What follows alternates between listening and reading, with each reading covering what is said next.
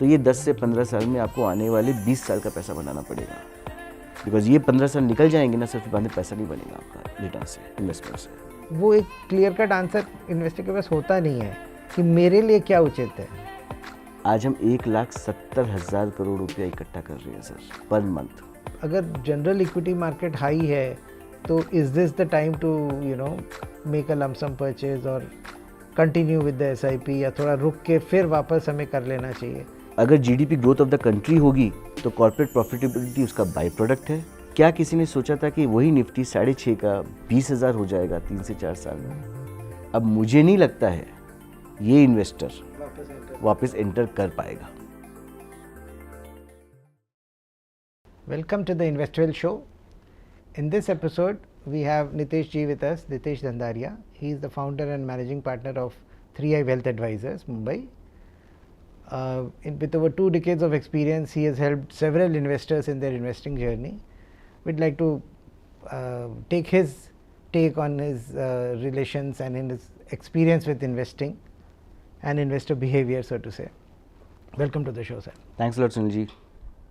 I'd like to start about with a common question that people have, and in fact I get a lot of people in my own company who join, and then when we ask them where do you invest, most of the people I find that the first thing which comes to their mind is I have some property, I have invested in some real estate.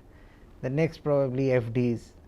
Mutual funds probably comes in the last tier.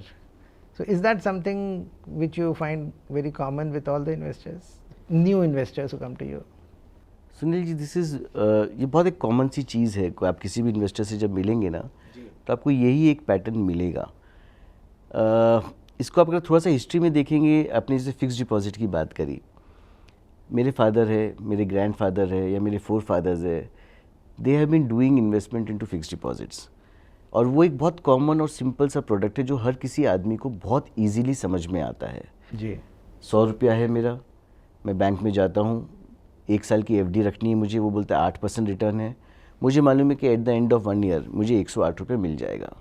ये एक बहुत simple and sober structure है और इसीलिए ये product हमेशा से flavour में रहा है और हर किसी को ये प्रोडक्ट पसंद आता है। But over a period of time जैसे जैसे चीज़ें चेंज हो रही है, नए नए प्रोडक्ट आ रहे हैं जो उस चीज़ को उसके बराबर है सेफ्टी के पर्सपेक्टिव से या उससे बेटर भी अवेलेबल है, एंड धीरे धीरे धीरे लोग उस नए प्रोडक्ट की तरफ डाइवर्ट होना शुरू हो रहे हैं। आज मैं मेरी जनरेशन में देखता हूँ या मेरे बाद में वाली जनरेशन में देख रहा हूँ तो mutual fund is slowly and steadily becoming a preferred choice then a fix deposit. Fix deposit safe है, साउंड है, उसमें कोई सेकेंड थॉट्स नहीं है। वो ये भी उस पर भी डिपेंड करता है कि आप किस बैंक में इन्वेस्टमेंट, कौन सी बैंक में फिक्स डिपॉजिट कर रही है। But over a period of time mutual fund ने जिस तरीके से काम किया है, and they have done a very credible job, and over a period of time they will be the preferred choice than a fixed deposit going forward. Right. अगर आप safety के तौर पे बात करें, देखिए अगर आप म्यूचुअल फंड और फिक्स्ड डिपॉजिट बोल रहे हैं तो आप डेट म्यूचुअल फंड की बात कर रहे हैं।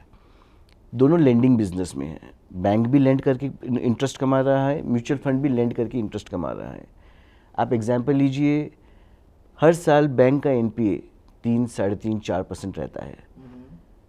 म्यूचुअल फंड्स में अगर आप देखिए over a period it is probably near zero. तो कौन सा सेफ हुआ अपने लिए? जो पैसा उनका वापस आ नहीं रहा या इंटरेस्ट नहीं बहुत दे कम। रहा। तो अगर मैं 25-30 साल की जर्नी में भी देखूंगा ना तो भी टोटल लॉस जो हुआ होगा म्यूचुअल फंड में will be not be more then 0.5%। और बैंकों के केस में जो NPA हम बात करते हैं वो है टिपिकली 3 से 4 साल हर साल का। So I will not say bank fixed deposit they are very good, but slowly and steadily mutual fund will start catching up along with FD। Right. I think वो ऑलरेडी दिखने लगा है जिस कैंपेन से शायद गवर्नमेंट भी थोड़ा सा encourage कर रही है to have people look at other products also. So थोड़ा बहुत फेमिलियरिटी तो लोगों की शायद ऑटोमेटिकली बढ़ गई है। देखिए कुछ एक और छोटी छोटी चीज़ें बताता हूँ मैं। फिक्स डिपॉजिट में क्या होता है, अगर आपने सपोज 3 साल की फिक्स डिपॉजिट लिए रखी है और आपको कोई भी कारण से बीच में उस पैसे की ज़रूरत पड़ती है तो bank will charge me a penalty of 1 to 2%। अब ये मेरे लिए लॉस हो जाता है। यही कन्वीनियंस मेरे को म्यूचुअल फंड में मिल जाता है। राइट, वो पार्ट म्यूचुअल फंड में इजी है कि आप एनी टाइम एंटर कर सकते हो, एनी टाइम एग्जिट कर सकते हो, बारिंग द लॉक इन और पीरियड जो कुछ स्कीम में हो सकता है. बट देन जहाँ इन्वेस्टर को क्लैरिटी है कि साहब ये पैसा मेरे को एकदम ही नहीं चाहिएगा and he goes for a fix deposit, I think so that's a fair thing. जहाँ थोड़ी सी भी एम्बिग्यूटी है या क्लैरिटी नहीं है तो he can look forward to mutual fund also. Right. But typically जो क्लाइंट्स आपके पास आते हैं वो किस एज ग्रुप के आते हैं? सुनील जी, मेरा जो सेगमेंट है वो है HNI एंड सुपर HNI ज़्यादातर. तो वो अगर आप देखेंगे ना तो मेरा जो क्लाइंट के जो एज ब्रैकेट होगी वो होगी आप समझिए 40 से लेके 55 के बीच में. बिकॉज वो एक ऐसा ही पीरियड होता है जहाँ आदमी ने अपना पैसा बनाया है and over a period of time वो धीरे धीरे उसको ग्रो करना चाह रहा है या उसको मैनेज करना चाह रहा है. तो मेरा जो क्लाइंट सेगमेंट रहता है broadly it is between 40 to 55-60 के एज में.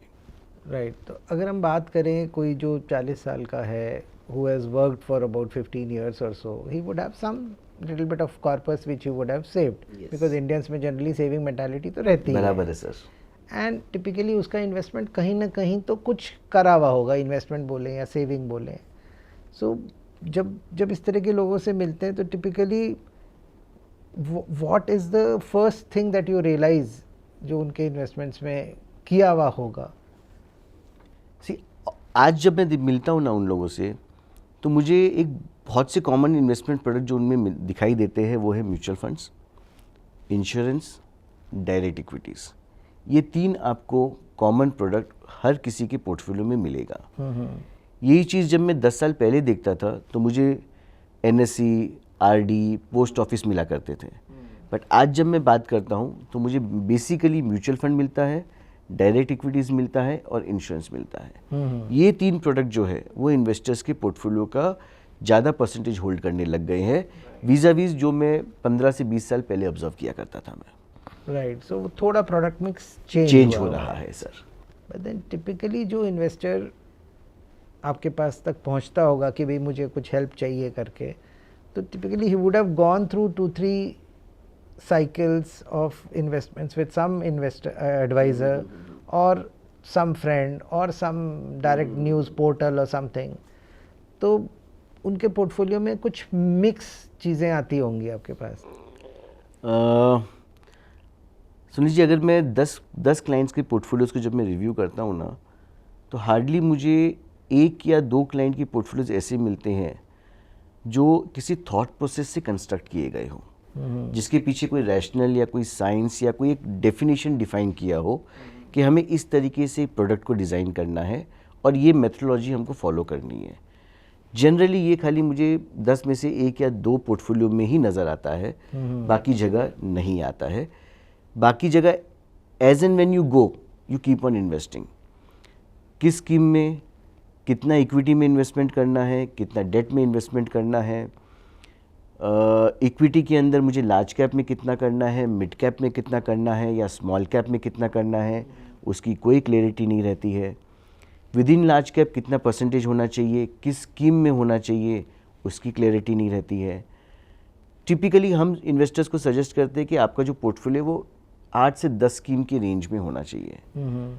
ये जो पोर्टफोलियो जो हमारे पास आते हैं उनमें आपको 40 स्कीम भी मिलेंगे, 50 स्कीम भी मिलेंगे. उसका रीज़न क्या है कि आपने कभी किसी को बोला कि साहब मेरे पास में 2 लाख रुपए इन्वेस्टमेंट है, उसने उस टाइम इन्वेस्टमेंट कर दिया. फिर आपने 3 महीने बाद बोला मेरे पास 1 लाख रुपए इन्वेस्टमेंट करने के लिए, उसने फिर उसको इन्वेस्टमेंट कर दिया. वो ये देख ही नहीं रहे हैं कि पहले कहाँ इन्वेस्टमेंट किया था, अब कहाँ करना है, किस प्रपोर्शन में करना है. ये सारी चीज़ें जो है मेरे को मिसिंग दिखाई देती है सुनील जी. तो टिपिकली आप कह रहे हो कि जब जो अमाउंट फ्री हुआ कहीं से भी उसको उस वक्त किसी से पूछ के या खुद के डिसीजन से इन्वेस्ट कर दिया. बट एक ओवरऑल आउटलुक या प्लान करा हुआ चीज़ नहीं लगता. एक मेथोडोलॉजी होती है हर एक चीज़ के पीछे कि साहब मुझे मेरा ये गोल है, इस गोल को अचीव करने के लिए मुझे क्या करना है. तो जो वो ये मेथोडोलॉजी है क्या करना है वो डिफाइन नहीं होती है और आप हैपहज़ार्ड तरीके से आगे बढ़ते जाते हैं.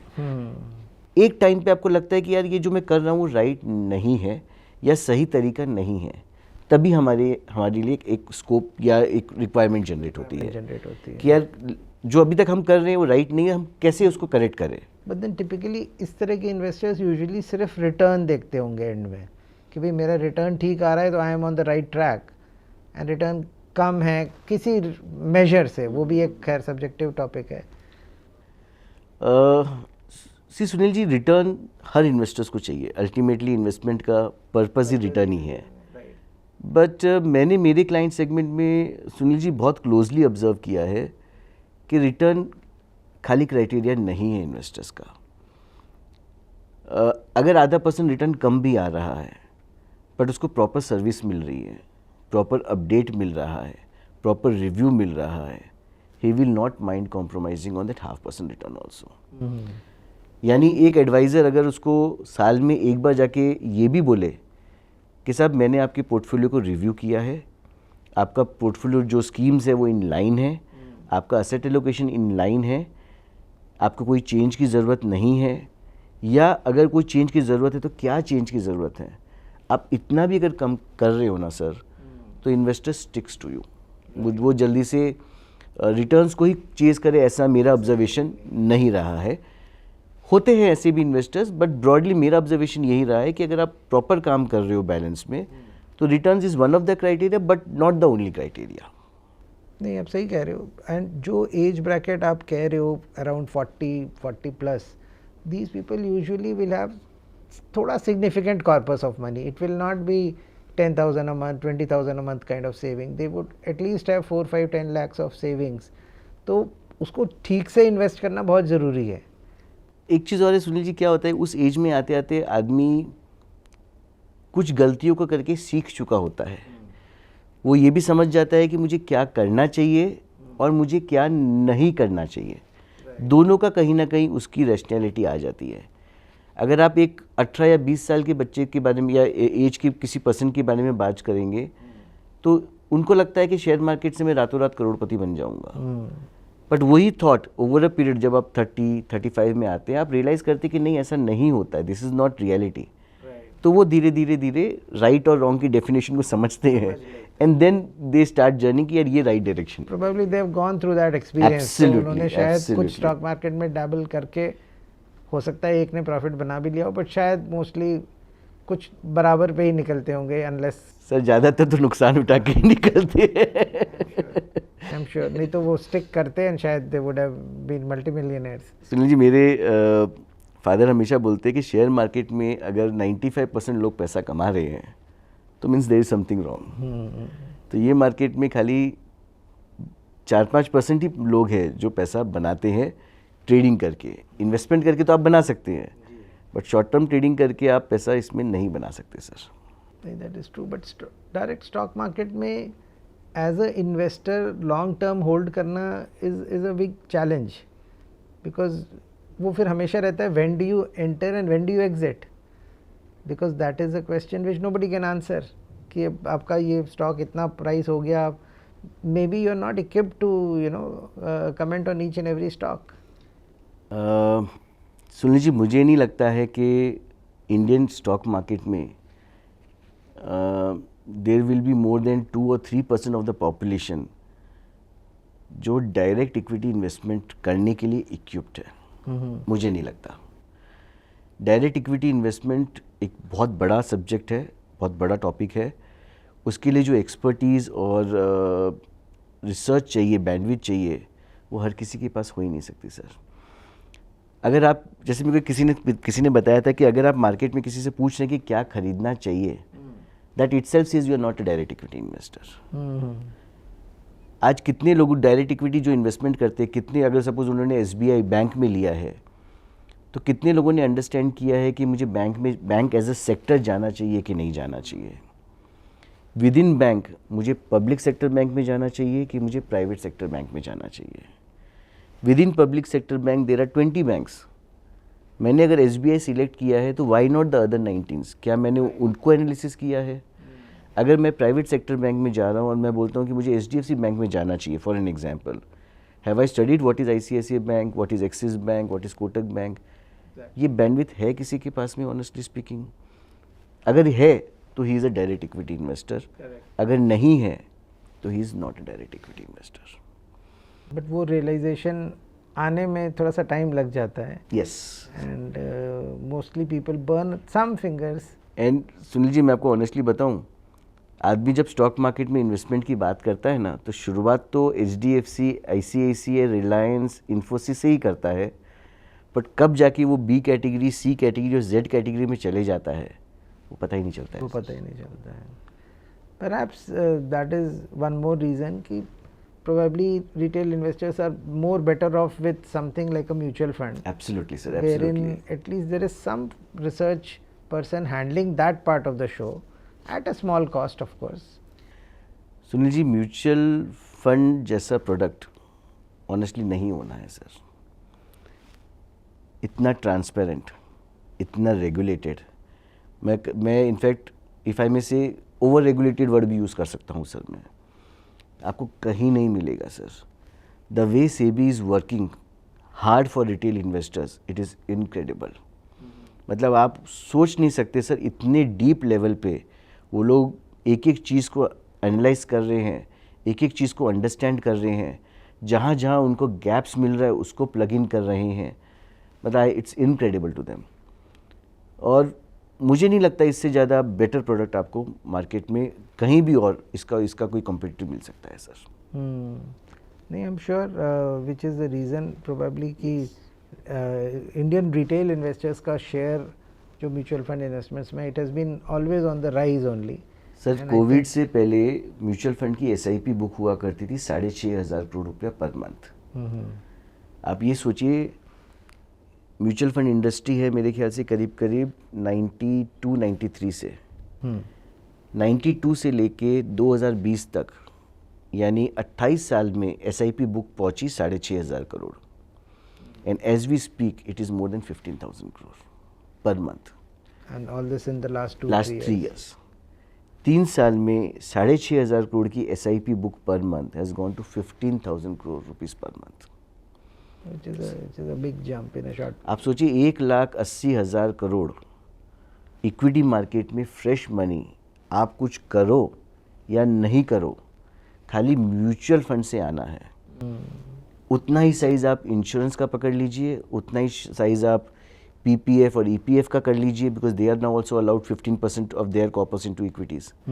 सो आप सोचिए कितना पैसा इक्विटी मार्केट में आएगा additional without you doing anything. Right. And that all probably helps offset the effect or dependence of probably foreign money. वो पार्ट जो पहले सोचते थे कि बाहर वालों के कारण ही बढ़ता है और घटता है, probably that part is more balanced now than before. 5 years में ये चीज़ें काफ़ी चेंज हो गई है। एंड मुझे लगता है आने वाले 5 से 10 साल में ये और डोमेस्टिक के फेवर में रहेगी and it will be balanced. So कोई फॉरेन FIIs का पैसा आ रहा है जा रहा है, उसका इतना इम्पैक्ट मार्केट पे नहीं पड़ेगा जो आज से 5 साल पहले पड़ता था sir. Right, but mutual funds में भी टिपिकली ये क्वेश्चन नहीं आता कि अगर जनरल इक्विटी मार्केट हाई है तो is this the time to make a lump sum purchase और कंटिन्यू विद द SIP, या थोड़ा रुक के फिर वापस हमें कर लेना चाहिए? Is that not something which you keep getting a query on? आपने बहुत सही सवाल पूछा है और ये बहुत कॉमन सवाल है हमारे इसमें आता है। मैं आज से 5 साल और आज से 10 साल पहले भी एग्जैक्टली जो मैं आपको बता रहा हूँ वही मैं बोला करता था और मैं आज भी वही बोल रहा हूँ। अगर आपका इन्वेस्टमेंट होराइजन 5 से 10 साल का है तो आपके लिए हर टाइम इक्विटी मार्केट में आने के लिए परफेक्ट टाइम है। अगर आपका लॉन्ग टर्म व्यू नहीं है, 5 years, लेस देन 5 years है, तो इक्विटी मार्केट आपके लिए नहीं है। मिनिमम होराइजन मुझे चाहिए 5 years, और अगर 5 to 10 years हो, that's an ideal period for equity investments. और अगर वो इन्वेस्टमेंट होराइजन आपका है तो आप कभी भी किसी भी लेवल पे आइए, आपको कोई फ़र्क नहीं पड़ेगा। इसको टेक्निकली हम थोड़ा सा कैसे करते हैं वो मैं आपको वो और थोड़ा सा बता देता हूँ। मार्केट को जज करने के लिए वैल्यूएशन पैरामीटर्स को, there are certain parameters, price earning है, प्राइस टू बुक वैल्यू है, डिविडेंड यील्ड है, market cap to GDP ratio है, ऐसे कुछ पैरामीटर्स हैं। मेरा मानना है कि अगर ये पैरामीटर लास्ट 10 year के एवरेज के पास में है या उससे कम है तो आप आराम से लमसम इन्वेस्टमेंट करिए, कोई तकलीफ़ नहीं है। अगर वो उससे ऊपर है, से 10% ऊपर है या 15% ऊपर है, तो आप STP मैकेनिज्म यूज़ कर लीजिए, systematic transfer plan over the next 6 to 12 months। But equity market में होराइजन है तो आप आराम से इन्वेस्टमेंट करिए, कोई तकलीफ नहीं आएगी सर उसके अंदर। ये एक्चुअली क्या है, मोड्स ऑफ इन्वेस्टिंग जो आप कह रहे हो, लंप सम, SIP, STP, ये सब एक्चुअली क्या है, जनरल इन्वेस्टर्स ने काफ़ी सुन तो लिए हैं, बट स्टिल वो किस चीज़ पे खुद पे अप्लाई होती है ना, वो हमेशा कन्फ्यूजन ही रहता है। तो दैट समहाउ वो एक क्लियर कट आंसर इन्वेस्टर के पास होता नहीं है कि मेरे लिए क्या उचित है। सुनील जी, मेरे ख्याल से वहीं एक डिस्ट्रीब्यूटर और एक गाइडेंस फैक्टर का फ़र्क पड़ता है। सी, अगर मेरा वेट ज़्यादा है तो मुझे मालूम है कि सर मुझे वॉकिंग करनी है, एक्सरसाइज करना है, खाना कम खाना है, या स्पेसिफिक आइटम राइस कम लेना है, पोटैटो कम करना है। ये मालूम होना एक चीज़ है और उसको करना दूसरी चीज़ है। सो मालूम तो है बट होता नहीं है, and that is where guidance factor comes in. तो रिटेल इन्वेस्टर्स के लिए ये सब चीज़ समझना थोड़ा डिफ़िकल्ट भी रहता है Sunil ji, and that is where a guidance, a helping hand is important. तो typically if I may ask, जो इन्वेस्टर्स आपके साथ हैं, टिपिकली उनकी एवरेज स्पैन क्या रहता है गाइडेंस का? मतलब may be it's a little personal question. But I will tell you, this is very, very personal to my heart. I'm very happy to share, not even a single client, and I mean it, Sunil ji, has left us. Not even a single client. And we are there into this business from last 15 years. So people understand once they get some kind of a advice or coaching or something, then they understand probably, and then the track is more clear to them. Sunil ji, मेरे एक ऐसा client है मेरे, she's a widow. And she lost her husband at a very early age. 2008 में हम उससे पहले सबसे पहले मिले थे, एंड आज भी she is one of my most respected account. उनके हस्बैंड ने उसको एक चीज़ बोली थी डेड बेड पे कि किसी भी फाइनेंशियल एडवाइज़र को कभी ट्रस्ट नहीं करना। अच्छा, this was his last statements. अच्छा, उस अकाउंट को हमने एक्वायर किया था और आज 15 साल हो गए sir, she is there with us. Actually, it's more than an account. It's actually a. It's my family for me. It's a full relationship. And I'll also add, अभी उनकी नेक्स्ट जनरेशन, दोनों बच्चे हैं, दोनों बच्चे बड़े हो गए हैं। 21 month back they are into Hyderabad. मैं हैदराबाद जान से जाके मिल के आया हूँ सर, और नेक्स्ट जनरेशन से अब मैं डिस्कस करना शुरू कर रहा हूँ sir. I guess this is something where just mathematics and model portfolios etc. probably don't work. मैंने आपको क्या बोला था कि आधा टका रिटर्न कम आए ज़्यादा है, दैट इज़ नॉट इम्पॉर्टेंट। आप ऑनेस्टली कितना कैसे कर रहे हो, कैसे काम कर रहे हो, राइट गाइडेंस दे रहे हो, that matters. Right, so it's more of hand holding the person through different stages of his life. कि उस लेडी को किसी फाइनेंशियल एडवाइज़र पे ट्रस्ट करना कितना डिफ़िकल्ट या कितना होगा कि जिसके हस्बैंड ने बोला कि कभी ट्रस्ट नहीं करना। And probably after so many years she must be thanking you, even if she has not communicated to you. Then she is more or less a family to us. Yeah, I can understand. It's more of understanding the person and his needs, and then only giving that proper way to them to reach their goals. I guess that is one key aspect which sometimes people miss, because अभी आजकल रोज़ थोड़ा एक debate चलता रहता है कि mutual fund में जाके वही स्कीम डायरेक्ट भी खरीद सकते हैं, एंड वही स्कीम किसी डिस्ट्रीब्यूटर के थ्रू भी ले सकते हैं। So that is again a thing in mind of people कि इट्स सो इजी कि आपने ऐप खोला और वो स्कीम खरीद ली। सी सुनील जी, ऐसा है कि जैसे मैंने सेबी के लिए बताया आपको कि SEBI is working really hard in the best interest of the investors. तो जो डायरेक्ट और रेगुलर है, मेरे ख्याल से ये भी इसी का एक पार्ट है। जो इन्वेस्टर समझता है, अपने लिए एसेट एलोकेशन डिफाइन कर सकता है, स्कीम आइडेंटिफाई कर सकता है और उसको मॉनिटर कर सकता है, तो वो एक्स्ट्रा खर्चा क्यों पे करे? He is capable to do it, so let him do direct, let him save cost on to it. But अगर कोई नहीं कर सकता है तो then you should not experiment with your hard earn money, that is not right.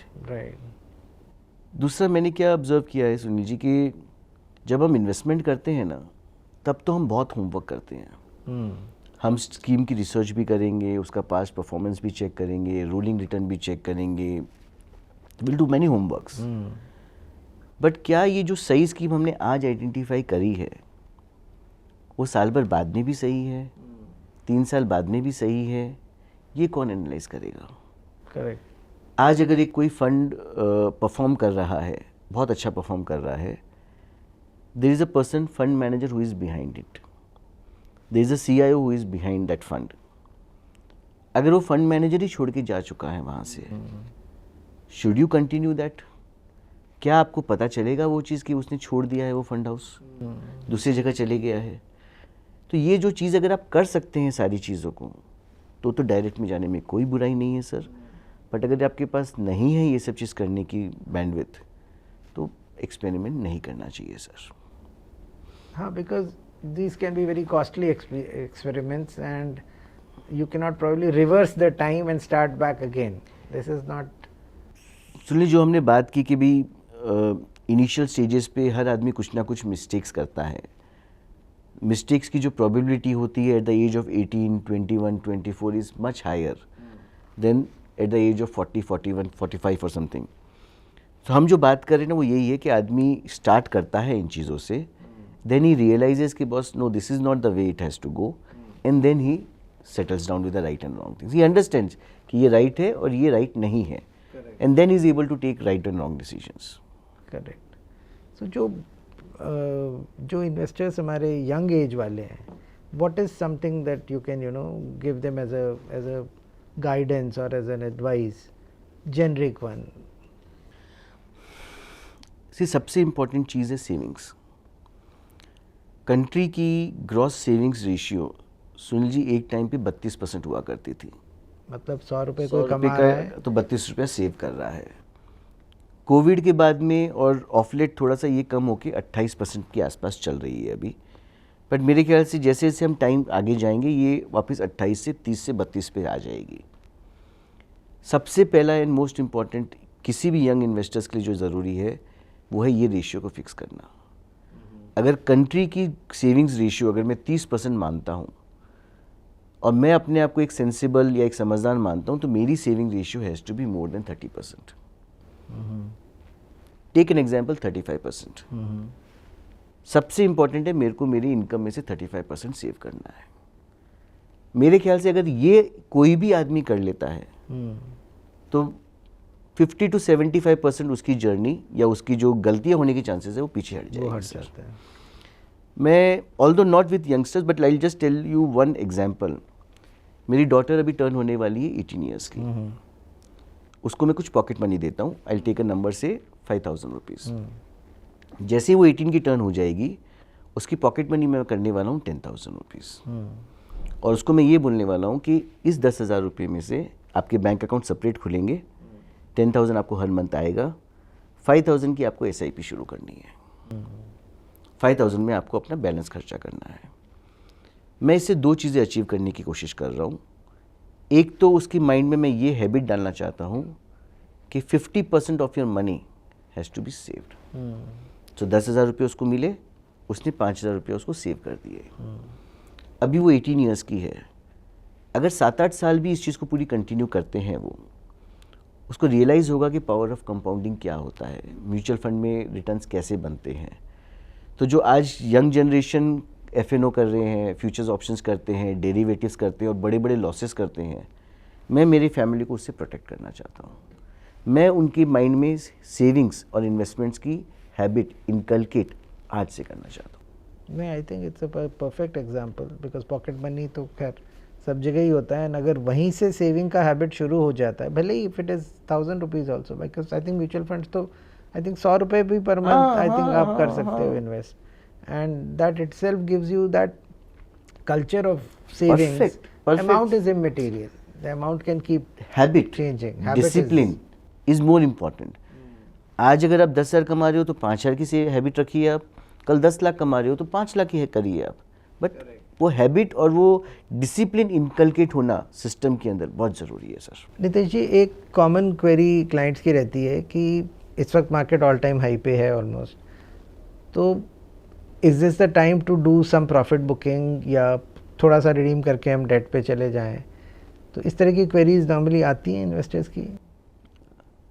ये query जो है ना सुनील जी बहुत कॉमन है और हर इन्वेस्टर्स के माइंड में रहती है ये। इसको समझने के लिए हमको दो चीज़ों को समझना पड़ेगा, एक है मार्केट, एक है इन्वेस्टमेंट्स। जी।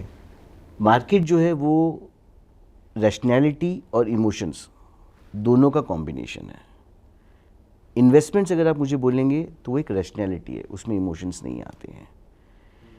जब इमोशंस बहुत ज़्यादा होते हैं दोनों तरफ, पेसिमिज्म और ऑप्टिमिज्म की तरफ, आपको मार्केट एक्सट्रीम मूवमेंट्स दिखाई देंगे, एकदम ऊपर चले जाएंगे, एकदम नीचे चले जाएंगे। इन्वेस्टमेंट्स आप उस तरीके से नहीं कर सकते। Investment has to be purely based on rationality. जब ये इमोशंस ज़्यादा होते हैं मार्केट आपको एकदम हाई मिलेगा, जब ये इमोशंस नेगेटिव की तरफ होते हैं मार्केट आपको एकदम लो मिलेगा। मुझे ये समझ में नहीं आता, 4 महीने पहले सेंसेक्स वॉज एट 57,000, उस टाइम सब पेसिमिस्ट थे, सबको लग रहा था मार्केट यहाँ से और नीचे जाएगा। 4 महीने के अंदर वही मार्केट 67,000 पे है और आज सबको लग रहा है साहब 70,000 भी चले जाएगा। अगर आप मुझे फ्रैंकली पूछेंगे सुनील जी कि इस 4 महीने में क्या बदला है, तो मैं बोलूँगा कुछ भी नहीं बदला है। ये खाली ये इमोशंस है जो आज पहले नेगेटिव की तरफ प्ले कर रहे थे और आज पॉजिटिव की तरफ प्ले कर रही है। जब तक हम इस इमोशंस को बाहर नहीं निकालेंगे हम रैशनल इन्वेस्टमेंट डिसीजंस नहीं ले सकते। मैं एक चीज़ और ऐड करूंगा सुनील जी कि ये जो इमोशंस है ये खाली रिटेल इन्वेस्टर्स के साथ नहीं है। ये रिटेल इन्वेस्टर्स भी इसी इमोशंस में अटकता है या उसी इमोशंस को डिस्कस करता है। HNIs भी करते हैं, म्यूचुअल फंड हाउसेस भी करते हैं, इवन FIIs भी करते हैं। मुझे लगता है कि आप इस इमोशंस को हटा देंगे ना तो you will be able to see things in a much better manner. कई जगह पे एक एग्जाम्पल के तौर पे मैं देता हूँ, कोविड के टाइम पे मेरे ख्याल से निफ्टी का हाई था करीब 11,000, निफ्टी गिर के चले गया 6,500 तक। क्या किसी ने सोचा था कि वही निफ्टी 6,500 का 20,000 हो जाएगा 3 से 4 साल में? तो जब वो 12,000 पे गया तब वो ऑल टाइम हाई था, जब वो 15,000 पे आया तब वो ऑल टाइम हाई पे था, जब 18,000 पे आया तब वो ऑल टाइम हाई पे, और जब 20 पे आया तब वो ऑल टाइम हाई पे है। तो हमें ये समझना पड़ेगा कि ये जो ऑल टाइम हाई वर्ड है ये हमारे जर्नी का एक पड़ाव है, अल्टीमेट डेस्टिनेशन नहीं है मेरे लिए। जो आज 20,000 या जो आज 67,000 सेंसेक्स आप देख रहे हैं, कल यही 75 भी होगा, 1 लाख भी होगा, 1.5 लाख भी होगा, 2 लाख भी होगा। It's a matter of time. आपने मुझे पूछा था कि कब निकालना चाहिए। अगर आपको पैसे की ज़रूरत है, आपके पास में कोई रिक्वायरमेंट है या कोई रियली क्रेडिबल ऑप्शन है दूसरा, तो आप उसको निकालें तो मुझे समझ में आता है। वरना मेरे हिसाब से कोई भी रैशनल इन्वेस्टर मार्केट हाई बोल के अगर पैसा निकाल रहा है तो वो उसका रैशनल डिसीजन नहीं है, वो उसका इमोशनल डिसीजन है। और मेरा एक्सपीरियंस में मैंने ये देखा है, मार्केट करेक्ट होने में जितना लॉस को बचाना चाहते हैं ना, उससे ज़्यादा लॉस तो वेट करने में निकल जाता है लोगों का, वो बाहर रह जाते हैं। मैं आपको इस इमोशंस पे एक मेरे इन्वेस्टर का एक इंस्टेंट शेयर करता हूँ। Probably that will answer how investors think and how emotions play a bigger role than rationality in investors mind. मेरे एक इन्वेस्टर ने 17,200 जब निफ्टी था तब मुझे कॉल किया कि नीतीश क्या करना चाहिए। मेरा व्यू था ये, और ये व्यू मैं बता रहा हूँ ऑलमोस्ट 6 महीने पहले की बात है। तो उस टाइम पे हमारा मोटा मोटी ये व्यू था कि 16 से 18,000 का जो निफ्टी का जोन है वो हमारे लिए नो एक्शन जोन है, यानी आप स्टे इन्वेस्ट रहिए। निफ्टी अगर 16,000 से नीचे आ जाता है तो from a valuation perspective it becomes very attractive और आपको इन्वेस्टमेंट एग्रेसिवली करना चाहिए। 18,000 के ऊपर हम उसको रीइवैल्यूएट करना चाहेंगे, बिकॉज उस टाइम पे कई पैरामीटर्स की हमको क्लैरिटी नहीं थी सुनील जी। इन्वेस्टर 17,250 पे मेरे से बात किया, ही वॉज कन्विंस्ड एंड वो स्टे पुट रहा। मार्केट गिरा, 16,250 पे गया, उसने मुझे कॉल किया कि नीतीश अपन बेच देते हैं और 15,250 पे उसको ख़रीद लेंगे। अब मुझे समझ में नहीं आया कि मैं इसको कैसे गाइड करूं कि 16,000 के नीचे तो मैं उसको बाइंग की सजेस्ट कर रहा था और 16,250 पे वो मुझे ये बोल रहा है कि भाई इसको आप बेच दो और 15,250 पे हम वापस ख़रीद लेंगे और हम ये डिफरेंस बना लेंगे। मैंने उसको साफ मना किया, जितनी मेरी क्षमता थी मैंने समझाया। फॉर्चुनेटली वो मेरी बात मान गया। विदिन 2 मंथ्स वो 16,250 का निफ्टी 18,500 पे आ गया। अब एज ए रिक्वायरमेंट जब वो 16,250 पे बेचने का था तो मेरी रिस्पॉन्सिबिलिटी बनती है कि मैं एक बार इन्वेस्टर को जाके अप्राइज करूं कि भाई आज की तारीख में 18,500 पे हम आ गए हैं। मेरा सजेशन बेचने का नहीं है, बट अगर आपका विचार है तो आप आज की तारीख में उसको कंसिडर कर सकते हैं। आप मानेंगे सुनील जी, उसने क्या बोला मुझे? बोला नहीं नहीं नितेश जी, मार्केट ऊपर जाएगा। बढ़िया बात है। फिर मार्केट 3 या 4 दिन बाद ही ना सुनील जी थोड़ा सा नीचे की तरफ गया 18,200 और उन्होंने बेच दिया। अच्छा, कि नहीं साहब अपन तो 16,200 पे जाएगा मार्केट तब खरीदेंगे। और ये बात कर रहा हूँ मैं 1.5-2 महीने पहले की सर। 18,250 का निफ्टी आज 20,000 पे आ गया है। अब मुझे नहीं लगता है ये इन्वेस्टर वापस एंटर कर पाएगा। आई बिलीव उनके लिए परमानेंट लॉस बोल दीजिए या ये परमानेंटली मार्केट से बाहर बोल दीजिए आप उसको। सो ये जो टाइमिंग वाला मैटर है ना सर, ये कभी नहीं करना चाहिए। अनलेस एंड अनटिल आपको पैसे की ज़रूरत है आप उसको निकालिए, नहीं तो मार्केट से बाहर निकल के इसके लिए कि मार्केट हाई पे है आप कभी पैसा नहीं बनाएंगे सर। हाँ, बिकॉज वो करने में कभी भी आपका हाईएस्ट और लोएस्ट तो पहुंचने ही नहीं वाला है, एंड बल्कि आपको बैरियर बन जाएगा कि उसके नीचे ना हो तो आप एंटर ही नहीं कर पाएंगे। सर ये साइकोलॉजी मैंने जैसे बताया इमोशंस है sir, which you have to जब तक आप इमोशंस को बाहर नहीं निकालेंगे आप राइट रॉन्ग का डिसीजन नहीं ले सकते सर। मेरी किसी से बात हो रही थी, ही वाज सेइंग कि आप वैल्यू के बजाय यूनिट्स देखिए। Units if they are being accumulated, कि आपके हर महीने उतने यूनिट और बन रहे हैं, they are not going anywhere. So that should give you a figure कि हाँ आपकी ग्रोथ हो रही है, वैल्यूएशन विल कम। वही सेविंग हो रही है ना, आप अपने सिस्टम से बाहर निकाल रहे हैं ना उस पैसे को। आपकी नेटवर्थ है, सेविंग्स है, वैल्यू है, वो तो बढ़ ही रही है ना सर उसके अंदर। सो ये इमोशंस इज समथिंग जो बहुत डेंजरस चीज़ है। आपने सुना होगा डॉक्टर्स वो अपनी फैमिली मेम्बर्स का खुद कभी इलाज नहीं करते हैं। क्यों नहीं करते वो लोग? बिकॉज वो उस बॉडी से इमोशनली अटैच्ड है। और अगर वो इमोशंस और उसको मिक्स करेंगे तो वो गलती कर सकते हैं। तो नॉर्मली कोई भी आप डॉक्टर को देखिए, आप वो अपने फैमिली मेम्बर्स का इलाज या सर्जरी की तरफ से मैं बोल रहा हूँ मेनली, वो नहीं करते हैं। उसका रीज़न ये है कि इमोशंस आ जाते हैं बीच में। तो हमें भी इन्वेस्टमेंट्स के डिसीजंस में से इमोशंस को बाहर निकालना बहुत ज़रूरी है। प्रॉब्ली वही जगह है जहाँ कोई कोच गाइड कर दे तो वो पार्ट आपके दिमाग से निकल जाता है कि because you need somebody to bounce the idea. Sunil ji, आपने मार्केट हाई के लिए बोला। I will give you my perspective of future. मैं बहुत पॉजिटिव हूँ, आई एम वेरी बुलिश। आप कोई भी पैरामीटर ले लीजिए, जीएसटी 1,10,000 करोड़ अपना कलेक्शन होता था प्री इम्प्लीमेंटेशन ऑफ जीएसटी। आज हम 1,70,000 करोड़ रुपया इकट्ठा कर रहे हैं सर पर मंथ। आप सोचिए 60,000 करोड़ जो कहीं ना कहीं सिस्टम में लीकेज था वो आ गया, वो आज सिस्टम में आ रहा है। इसका इम्पैक्ट सोचिए कितना बड़ा हो सकता है। 60,000 करोड़ एक महीने का है।